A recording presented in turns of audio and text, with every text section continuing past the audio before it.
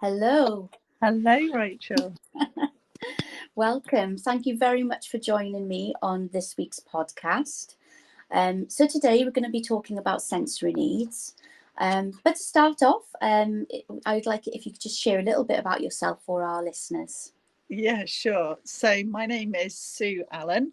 I am an occupational therapist and have been working with children for more than 30 years and their families. I have had a career-long interest in sensory differences and the impact they have on everyday life. At the moment, I'm almost completed my PhD, and we've looked into the impact of sensory needs on everyday life. And we have done some work around how professionals, particularly occupational therapists, can better support families of children with sensory differences. I very much come from the perspective that the mums are the experts in their families' lives, not the professionals. Amazing. And it's fantastic work you're doing, absolutely. Amazing. Thank you. I'm also a senior lecturer at Oxford Brookes, and I am also a mum in a neurodiverse family. Yeah, it's always fun, isn't it? Oh, excellent. Oh, it's a pleasure to be here. Thank you for having me. No, I really appreciate it because I have the belief that we all can learn something new, and even though I've gained lots of knowledge being a mum of two children on the spectrum, I never stop learning, and so I'm always excited to learn more so I can be better really for them and support them in the best way possible. I definitely agree with you. As a mum, we do end up becoming experts in what works for our children and what doesn't. And I think going off on that, like with autism, it's such a wide spectrum. So like visual routines for some children on the spectrum might not work as well. Objects of reference might work better. So yeah, I think mums definitely play a big part in us learning more about the sensory needs. Yep. So I was just wondering if you could share a little bit about some of the research you've done to start us off, because we are talking about mums being the experts. Yeah. So the research that I've done, which we are working on getting published at the moment, we looked in detail. We interviewed mums first of all, and then from that we did a nationwide UK and Ireland survey,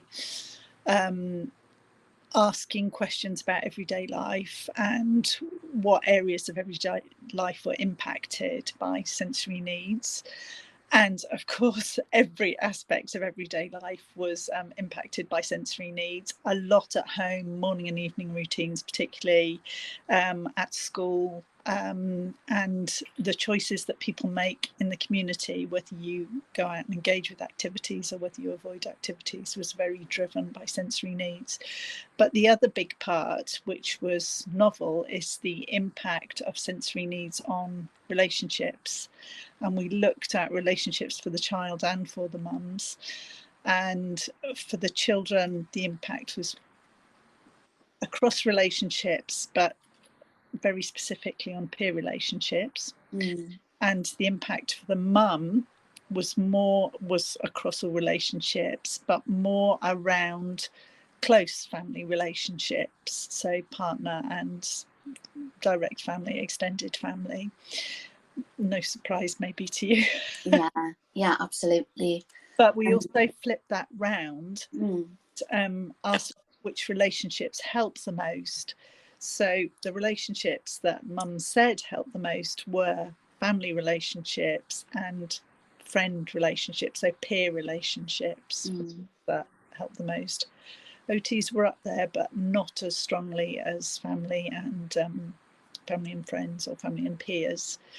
So the relationship thing came out as really big, and we need to do a better job at helping families build social networks of support. Yeah, because from what you're saying with how sensory needs can impact going out in the community, taking part in activities, for those parents who find that it's just too overwhelming for their children, they're actually end up isolated, and then they're struggling then to find people who can relate to what they're going through. So to know that friendships make a huge difference, especially if there's other mums who are going through it as well. Yes. It does. It helps, doesn't it? Yeah. Absolutely. Yeah. But yeah, I think it can be tough. I mean, I know one of my family members, their son has recently been diagnosed with autism and ADHD. So he's my nephew, actually on my husband's side. And they found that taking their boy to school became a real challenge because of sensory needs. He found that the labels on the clothing were really painful. Like, he was actually crying in pain from the feel of the texture of the clothes, and he couldn't bear to wear socks. So they had to work with the school to make accommodations for him, really. So they found something that was comfortable for him to wear, and they sewed the label of the school logo into that jumper, and he was allowed to wear Crocs and things to school, you know. Right. But it took away all of that unbearable feeling of being uncomfortable and not being happy, to being actually content, because he could wear what he needed to wear and go to school. Yeah. But as a parent, I can imagine that being really tough, really difficult. And that's what you've just described there, is the type of thing that makes a difference to everybody's lives. So if school can understand that the needs are real, and if they can then be prepared to make relatively small accommodations, it just makes a big difference to everyday life. And we find that over and over again. So the key themes that come out of that is make sure everybody understands what's going on and it's real for the child. So talk to anybody you can about sensory differences and how they impact everyday life. And then make the adaptations to the environment or the activity, support the child's engagement and participation. Yeah. And like, as well, you know, when we see certain behaviours, it's understanding that actually those can be very much sensory needs based. Yes. It could be because the stimulus is overwhelming, or actually they're not getting enough of something, and so they are moving more because they need movement. So it's what have you learned about that? Like how something can impact on behaviour, like a certain stimulus. What do you find you could share about that? Well, that's quite difficult to summarise in a small amount of information. Yeah. But we know that certain ways that we engage with sensation can impact other ways. So an easy example is if we move, or if we use heavy resisted movement, it tends to regulate our responses to almost all other sensory stimulus. So if you've got a child carrying heavy bags, jumping up and down, going on a mini trampoline, or climbing, it's going to regulate their ability to respond in an appropriate manner to other sensory systems. And so do you find that response is to help them because there's so much going on and it's all quite overwhelming, they're taking in a lot, that their response to that is a way to try and, like you say, regulate? So they're doing that movement to kind of block out some of the external, or? So you can use sensation to block out. So if you didn't like the smell of something, you could put a tissue over your face with smell. That would be blocking out. But what some sensory mechanisms like proprioception or deep pressure touch, or sometimes rhythmic movement, do is actually change the way the brain processes that information at brainstem level. So it changes the information that's received by the cortex. That's amazing. Because like, I've known other families, you know, that have children with sensory needs, and they found like a particular activity or something they've watched has caused that kind of reaction. And I think if it brings them joy, do you know what I mean? Because I think sometimes we all get so focused on sensory overwhelm and it causing distress, we forget that there's some sensory experiences that bring joy as well. Yeah. And you know, their child loved to watch Frozen, and it got to the point they loved it so much that they could sit at the dinner table and watch it in their minds, like play the film from start to finish. Yes. And it would bring this reaction of hand flapping and rocking back and forth and giggling. You know, you could see the joy on their face as they were doing it. But the parents removed, they said, we're not going to let our child watch Frozen anymore because this is the reaction. And they saw that the film was causing it rather than actually anything that they enjoy or brings them joy can cause that sensory response. So they were sensory seeking or self-stimulating along with it. Yeah. So whenever you take away one stimulus that the brain is seeking, if you take that or block that, they will seek another alternative to give them, the individual, that level of feedback. So say you mentioned hand flapping. So if someone is hand flapping, they're getting a lot of proprioceptive feedback. And if you stop them hand flapping, it's just going to drive an alternative behaviour that might be worse. So whenever you try, if you want to redirect a behaviour, you have to make sure that you provide an alternative that is going to give as powerful a sensory stimulus as the one that you're trying to, in inverted commas, get rid of. But you have to be careful that you're not making things worse. This is it, and it's recognizing that it is a need. It's something that they need to do to regulate and to feel, you know, comfortable in this environment that is not designed for people who are neurodivergent. Yes. And I remember, Sue, you know, you helped me with coming up with an alternative strategy for my little boy. And that was more because I was worried about him hurting himself, really, because he kept turning his eye and eyelid inside out. Oh, it looks so painful.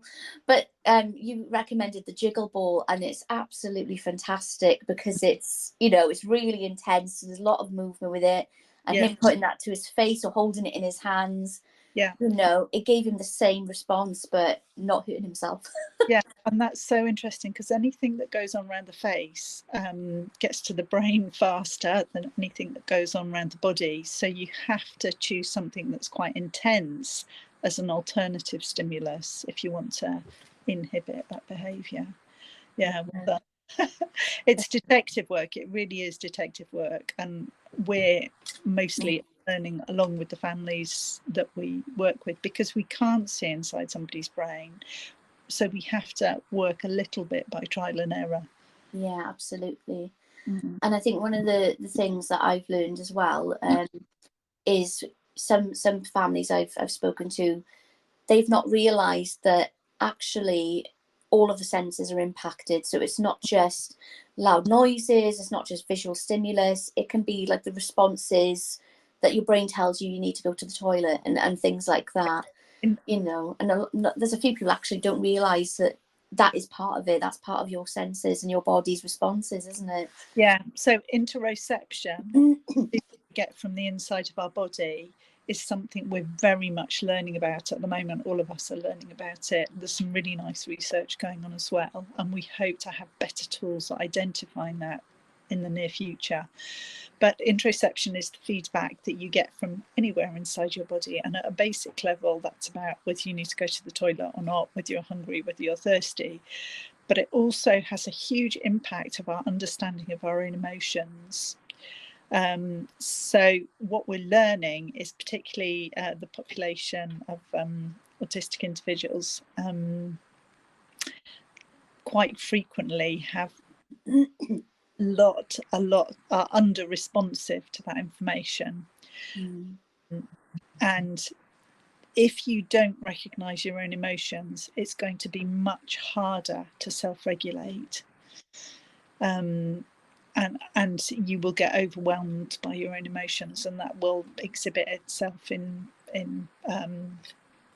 meltdowns, unexpected emotional outbursts. Yeah. Just because your body's not the cues that you need to anticipate what's going to happen next. And for me, that just highlights how important it is for mothers, for parents, to understand when their child doesn't understand their own emotions and isn't able to cope with things that can be quite difficult or upsetting. You know, they're going to respond much more intensely than maybe a neurotypical person would. Yeah. You know, and it's having that patience and understanding, and also learning strategies of how can I work with my child to teach them about emotions and how this will affect you, but also how it affects other people. Because again, that if they can't read their own emotions, it's going to be difficult for them to read other people's as well. That's so true. That's so true. And doing things like talking about what you see in your child, or talking about what you think is going on. So, you're holding your tummy and dancing around. Yeah. Does that mean your tummy's telling you you need a wee? Yeah. Or relating it to yourself as well. My tummy's telling me that I'm feeling a bit hungry just now. What's your tummy telling you? You know, open that dialogue. Like modeling a little bit as well. Bodies, yeah. Yeah.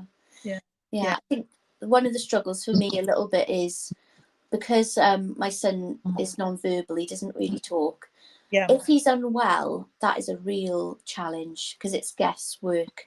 And I remember one day he was so distraught, and I was trying everything. I was thinking, right, you know, try giving him something to eat, try changing him, try this, try that. And eventually he just climbed onto my lap and slumped on me and he fell asleep. And I was like, oh, you're overtired. It just didn't hit me until he collapsed on my lap and I was like, oh, that's what it was. So I think that's something that can be a challenge, is trying to read. You have to read everything because you can only get what information you're given. So that can be difficult. That's a lovely example, really. But the other thing I was just going to say there was don't underestimate the impact of gesture. So even if an individual's non-verbal, just like, is your tooth sore, or you know, Yeah. relating body awareness, really. And we don't need language for body awareness. Yeah, because you know, I think for most things, like he'll hand me a cup, and you know, I can see, right, okay, you're thirsty. So he does communicate in that way with objects of reference. So I think it's just, and it is being aware that he does people watch. Yes. So if I'm modeling, you know, that like you just said with gestures, then hopefully he'll pick up on that and he'll be able to respond with the same information. Yeah. So you can model it with you know, where in your body is something going on, but you can also model it with emotions as well. You know, if something happens, I don't know, drop a bottle of milk, it's you go, oh no, I'm so cross with myself. I love it. And, oh dear, what are we going to do next? So it's almost an exaggeration of what's happening for you, provides a model for learning. What are we going to do next? Oh, amazing. That's so good. Rachel, you mentioned something else there that I wanted to pick up on. You mentioned about other people understanding. And I think that's key because as a general population, we don't have a good understanding of sensory processing and sensory differences. Yeah. And if you can help other people start to understand that they have sensation, and you know, when they get up in the morning they choose to have a coffee or they can have a cold shower to wake them up, you can help other people start to think about sensation and its impact on what they do. And it's really some lovely books around that help extended family to understand what's going on, and I feel that makes a huge difference to what's going on for mums and kids, or parents and kids, if the people around them really understand. Yeah, absolutely. And accept that even if they can't see it, it's a real issue. Yeah, no, definitely. And I think for families that really struggle to get out and about with their children because there's a lot of sensory needs happening, what would you advise? Like, you know, would you say taking it short trips maybe to start, or just picking what is it, going for the most simple outing first and gradually building? Like for me, when I've supported people on the spectrum, I've always gone, right, we'll just take it one step at a time. We'll try something for 10 minutes and then we'll say, oh, we'll do that for a few weeks. Oh, should we do it for 20 now? Should we do it and then I'll gradually build on that. Is that something you think would be that would work? That's a great strategy. There's a couple of other things that I'm thinking about as well. Really read the child's cues. So the child's stress level is going to guide you. If the child is getting completely stressed, it's time to back off. Okay. If they're able to stay regulated, but I'm sure you think about what tools you take with you to help. So whether that's things like chewy tubes or something to fiddle or play with. Engage other people to help you. That's often what mothers say makes the difference. So having a pair of hands around with somebody who understands, and prepping the people in the environment that you're going into, just because it just changes attitudes. And that is so key. Yeah, because I think we all, you know, it's one of those things we all do is, you know, they say first impressions matter. Do you know what I mean? And if we don't have all the information, we can jump to assumptions and conclusions, which is sad. But it's something, unfortunately, we all do straight away. So yeah, I think preparing other people as best as you can, and explaining as best as you can. And I think sometimes it's a bit innate for me because when I went to visit family in Ireland, you know, they were all talking to Lucas, going, "Oh, hi, Lucas, how are you?" Da, da, da. And I was like, he won't really talk to you. Like, he will walk off. He's not being rude, but he will just walk away. You know, he won't look at you, kind of thing. And they're like, "Oh, you don't have to explain. You don't have to explain." But as a mum, I felt like, no, I need to explain because I need you to understand that he's not being rude. It's just how he is at the minute. Just like, you know, and they were fine. But yeah. Yeah. Lovely. No, absolutely. So yeah, I think that is key. What you've said is preparing and also following the child's lead, because one of the things we've learned recently is Christmas, Lucas cannot cope with it, and Elena is obsessed with Christmas and loves it. So this is our challenge. So the Christmas we've just had, when we came down, obviously all the presents were wrapped up and and he just screamed and didn't want to be in the room. And I just think it was too much, too overwhelming for him.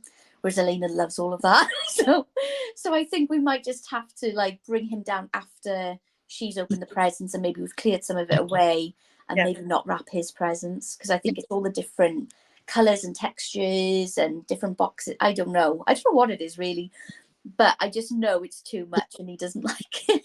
Yeah. So it's that safe space thing, isn't it? Yeah. And we all have different thresholds of responsiveness to any environment. So what's okay for me is not going to be okay for you. Oh, fantastic. And I think one of the key things I'm trying to like educate some of the families I work with in Work On is that we all have sensory needs. So when they see behaviours, there's always a reason for the behaviour. It's not just that the child's behaving that way or having a meltdown for no reason. There is always a reason. So we talk about exploring what are our own sensory needs, and then talk about the child's behaviour and then go, okay, what could we suggest as ways to support? And you know, a few families have said they've really benefited from that. Because I think when we can relate it to ourselves, we find it easier to relate to what other people are going through as well, isn't it? Yeah. There's a really good book by somebody called Winnie Dunn called Living Sensationally, which helps you to think about the whole family's sensory needs.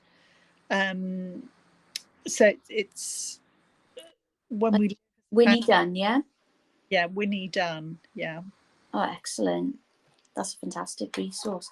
So it looks at the whole family and all their sensory needs, is it? Yeah, and it takes quite a different perspective, because it sees that we all have sensory needs. So everybody has sensory preferences. So it's helping you within the family to understand that you will have unique sensory preferences and how to accommodate that within a busy family life. Yeah, that's amazing, because it means we're all going to be more understanding of each other and more compassionate as well. Yeah. When somebody really struggles something, like I've always had struggle of if somebody's clanging pots and pans, you know, they open the cupboard and you know what's going to happen. Somebody's going to pull a pot out and everything's going to go clang, clang, clang, clang, clang. And I don't know what it is. I always hear it double in my mind. So it's not just the actual noise, it's like magnified when I hear it. So if it's unexpected, I jump up my skin and everyone's like, what are you on? You're like, what's going on? And I'm just like, oh, it's just really loud. But nobody else obviously responds like that. So that's something I always struggle with. Or if somebody's clipping their nails, I hate the sound of it. Yeah. So I say to my husband, go in a different room. I can't listen to you clip. So what's going on is that your brain is perceiving a potential danger where other people might not perceive that as dangerous. Oh, that's interesting. The brain is saying, fight, flight, freeze. I don't want to be here. This is. I don't like it. Yeah, and it's there for a reason. It's, you know, it's that old caveman response about keeping us safe, but it's so, you know, not helpful when you're trying to live in the 21st century. Yeah, absolutely. Yeah, but no, it's funny. I like walking around the house when it's dark as well. I like the feeling of I know where everything is. I know where everything is in space. So I like walking around and not wasting electricity as well. And my husband's like, "What are you doing?" And I'm like, "I'm a ninja. I'm a ninja." But I enjoy it, and I enjoy working in the dark. So my husband's like, turn the light on. I'm like, oh no, it's fine. I'm good. Until it's so dark, I'm like, oh no, maybe you need to turn it on. But yeah. So your sensory system is much more comfortable with that low light context, whereas some other people, not having enough light might be quite disconcerting. Right. Oh, so interesting, isn't it? I always find it fascinating. But it's all how we all respond to our environment, isn't it, and the world around us. So yeah, it's great to learn more, and how important it is that if we have these needs, then our children who are maybe a bit over or under sensitive to their environment need a bit more support and understanding as well. So yeah, fantastic. So have you got any more thoughts you would like to share? So one of the things that I've done as part of my PhD as well is done some groups with an amazing group of mums, a couple of groups with mums, and looked at basically coaching the mums. So it was supporting the mums in goal setting and problem solving in a group setting. And what was very humbling to me was how supportive the mums were of one another, hugely. And that the outcomes for the kids, so the goals were set around the kids' everyday living skills, and all the kids showed improvement, but also parent stress came down significantly. And it showed me the importance of when somebody else offers to help, saying yes, but also finding other people that speak your language, live the same experience as you.